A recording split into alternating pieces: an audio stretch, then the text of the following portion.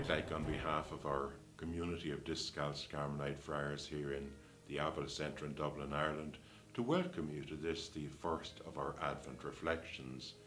And I'd like to reflect today on a symbol that has become very much associated with Advent, namely the Advent wreath. It's a very simple but a very beautiful symbol full of meaning.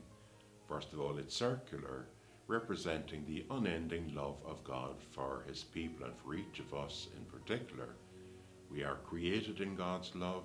God accompanies us with love throughout our lives, and we're welcomed into the arms of a loving God when we die. And so God is very much at the heart of our Advent journey, God's love for us. It's also made of evergreens, which remind us of the everlasting life of God and the everlasting life to which we're called at this time of winter when nature is at its lowest and there's a lot of death. The wreath has 5 candles, 3 purple, 1 pink and 1 white. And each of those has taken on symbolism over time. The first of the candles is associated with hope. It's known as the prophet's candle, and that's perhaps because we spend a lot of time reading the prophets in the early part of Advent, and especially Isaiah, promising that we would be given a son named Emmanuel, God with us. The second candle is associated with faith and is known as the Bethlehem candle, because Micah promised that the Messiah would be born in Bethlehem. The third candle is rose-coloured, and because on that Sunday, priests often wear rose-coloured vestments to symbolize the nearness of the coming of Jesus.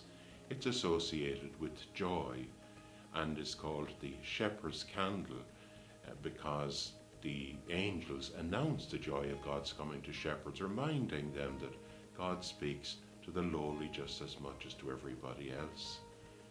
The last candle, the last purple candle, is associated with peace and is known as the angel's candle, because the angels announced the coming of Jesus, bringing peace into our broken world. The candle at the center of the wreath, the white candle, is known as Christ's candle, and I think that's for obvious reasons.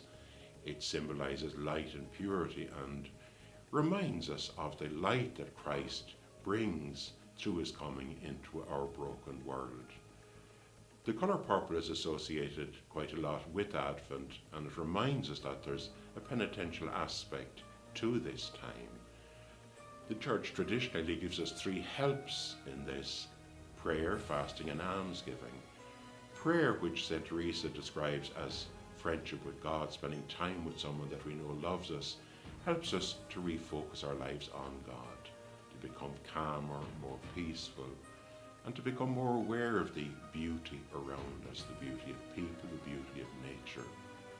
Fasting, while it means literally giving up food, it also can mean giving up other things in our lives that maybe are more difficult, giving up gossiping, for instance, trying not to dominate conversations as much, trying to be more present to others. Almsgiving is literally giving money to the poor, but that too can have a wider significance. And I think today perhaps the important significance is giving of time.